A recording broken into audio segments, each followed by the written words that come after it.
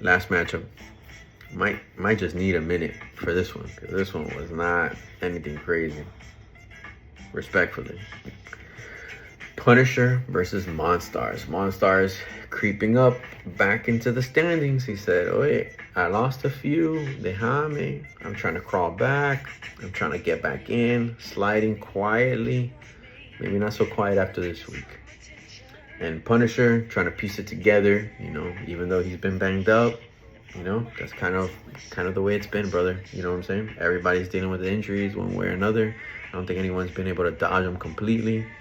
So just got to GM and try to figure it out and, see what you can put out there. Anywho, one good thing is when you do have injuries, players do come back most times. And that's what Lamar Jackson did. Lamar Jackson, 33 points on Thursday Night Football. Way to set it off for the rest of the week. So you're not upset with Lamar. You know what I'm saying? Patty Mahomes on the other side, 10 points from him. Really, this is the first dud you've had from Patty.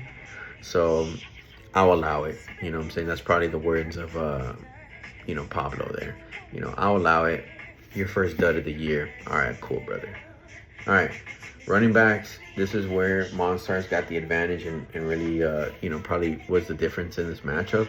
Is Travis Etienne, 13 points from him. Just solid work. You thought that he was going to have a bigger game against the Raiders, especially when you look at the matchup. You're like, all right, dude, Raiders are ass. Etienne has been a little bit up and down, but this is a good opportunity for him to keep, to bounce back.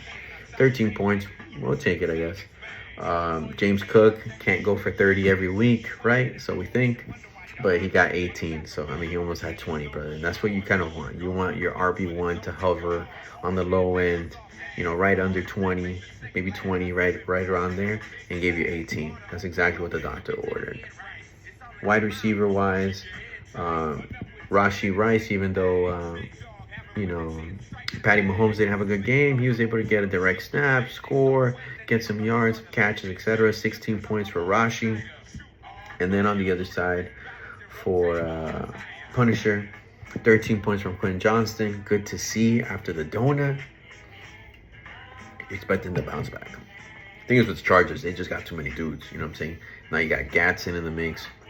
You got QJ. You got Ladd. You got Keenan. You got the Vidal kid if he's able to run. So, very tough.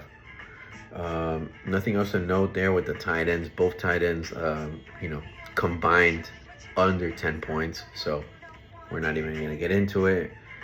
Jay went double tight end, 12 personnel with Kyle Pitts.